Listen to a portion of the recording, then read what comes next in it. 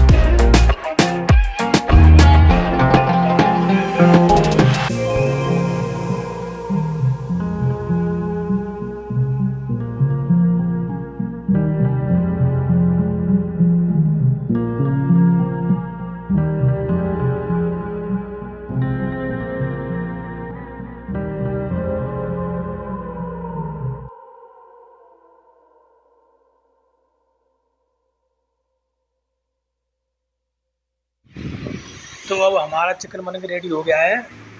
अब इसको थोड़ी देर पकाएंगे जिससे चिकन लगे नहीं नीचे। और फिर जाए गेहूँ की रोटी के संग, काऊ संग खा रहे हो, थोड़ा हरा धनिया का काट के डाल देंगे ऊपर पत्ते। मस्त खुशबू आ रही है। तुम एक बार बना के देखियो और फिर खाई हो जाए, उंगलियाँ चाट जाओ उंगलियाँ। बहुत लाजवाब चिकन बनी है। कुछ ना, सिंपल है, बिल्कुल बनाया वो तरीका। हाँ, देखने ढक के और 2 मिनट और पका लो बस। जाए बस, देखो यार पानी जरे को इतना टॉप की चिकन लग रही है। Thank you. अच्छी लगी वीडियो लाइक और शेयर और सब्सक्राइब करें।